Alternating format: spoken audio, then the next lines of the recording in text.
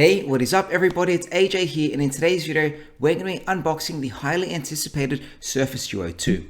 Now, the Surface Duo 2 is a big upgrade in my opinion over the original Surface Duo 1 that we have here in front of us. A few of the key upgrades include a triple camera lens at the back, upgraded 5G connectivity, a bigger screen in the same size body, NFC, and when you close it, you get a beautiful light bar along the side that gives you notifications even when the device is shut. Of course, if you guys like this video and want to see my journey with the Surface Duo 2, don't forget to hit that subscribe button.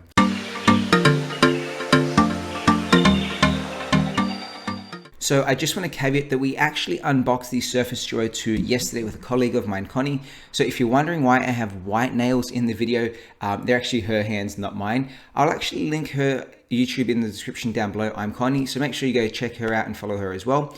But with that being said, let's get into this.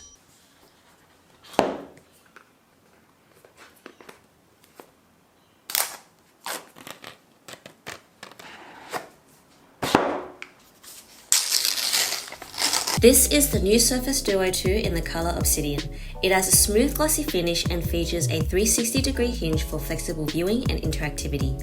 It has the power and volume buttons on the side with a USB-C charging port at the bottom. It also features a tiny front camera on the top of the right screen and a triple lens rear camera for wide angle and macro shots.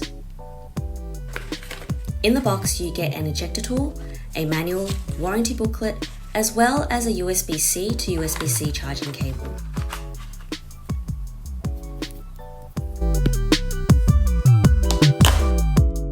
So now that it is out of the box, the first thing I want to talk about is the color that it does come in. You can get it in essentially two colors, Obsidian or Glacier. Obsidian is the black one that I have in front of me, and I think it looks amazing. It is really, that's a phenomenal color.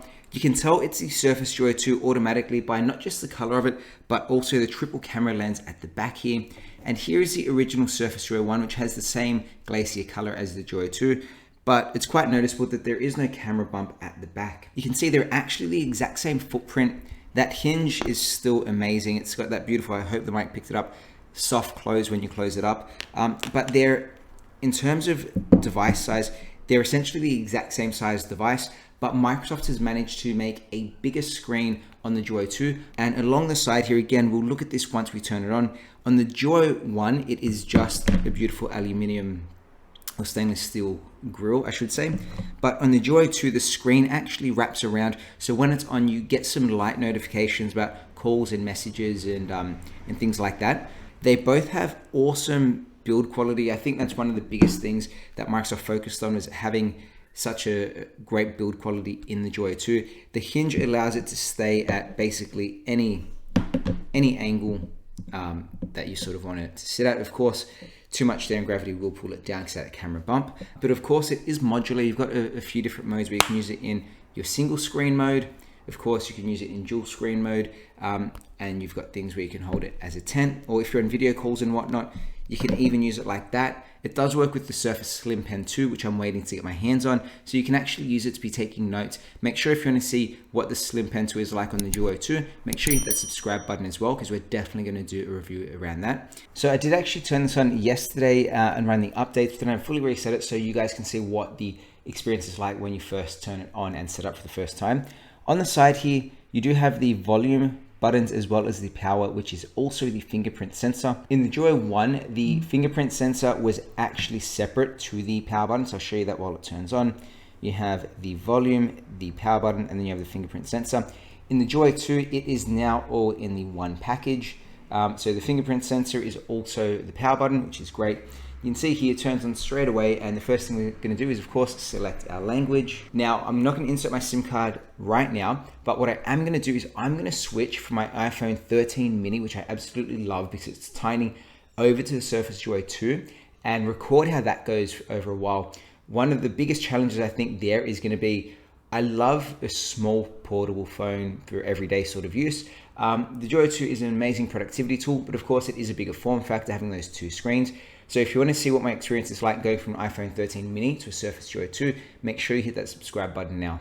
We've connected it up to Wi-Fi. Now it's going to check again for updates because it is turning on for the first time. And it's going to ask me how do I want to set up this device. And I can choose either from an Android backup, a Google Cloud backup or an iPhone device. I didn't actually do iPhone device last time I set this up, so let's actually see what that looks like. I'm gonna have to change the angle and use that camera to record this, but let's actually see what that looks like. All right, well, that's a bit of a bummer. Really, all it wants you to do is go over to download Google Drive, back up your photos and your videos, and then sign in with your account onto your phone, which I use Google Drive anyway for my photos as well. So technically, I've already been part of the Switch program. All right, so the Google Switch option was kind of subpar because I wanted me to get a Google account and just back up my photos and videos from my iPhone to my G Drive, which I already do. So now I'm just going to sign in as I would. I was sort of expecting them to be able to pull, I guess, all the content or a lot of the content through Wi-Fi or Bluetooth, sort of like setting up a new iPhone or a new Android. But I guess Apple and Google don't play so well, so they need you to do it all through the cloud, and it's sort of limited to what you can actually transfer. But nonetheless, let's continue with signing in. All right, so we've just finished setting up the Surface Duo. Off the screen, I actually added some customizations to put some of my apps on here and really started making it my own. One of the most unique bits about the Surface Duo is that because you have two independent screens, you can run two apps at once. So I've set up an app group here, simply just having my news and my weather on the left and the right hand side. And you can see as soon as I opened up that app group, my weather appeared on the left hand side and my photos appeared on the right. If I wanted to exit out of one of these apps, say I wanted to close out of my photos and instead go over to my YouTube music, I simply swipe up and select my YouTube, and you can see here I'm still running two independent apps. Of course, you don't have to use it as a dual screen all the time though. So I can simply just fold it up and use the first screen in front of me here. And here I'm just using it single-handed as a single-handed large screen device. As soon as I open it up again though, it's just going to span across. That app's going to reappear on the left-hand side where I can close it and I can open something else. If you want to use the left-hand screen instead of the right, you can simply close it around and then double tap, and it's going to switch over to the left-hand screen instead. What I think is unique about this is having the two screens.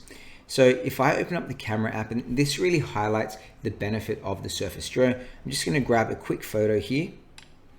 And you'll see that on the left-hand side, it shows you the photo. And if I go into, say, the editing options here, this is actually something that really stands out to me as a big benefit of the Duo, is the fact that I can edit my photo and I have all the adjustments on the left-hand side here. And as I'm making changes, the brightness, the exposure, all the edits, they're happening and I can see them on the photo on the right. It's no longer confining me to just down the bottom of having to select through some of the settings. I've got the full setting pane on the left-hand side, and then I can see it live time happening to the photo on the right. And I think that's one of the big advantages of having a device like the Duo. Of course, if I swipe out of here, there are some applications that are optimized for the Surface Duo. One of them being Asphalt 9, which is pre-installed on here. But if I wanted to make it full screen, I simply swipe up, hold the app and put it into the middle of the screen. And you can see here, it's going to take over the entire screen. And you've got a big, beautiful 8.9 inch, whatever the screen size is, device to play some games on.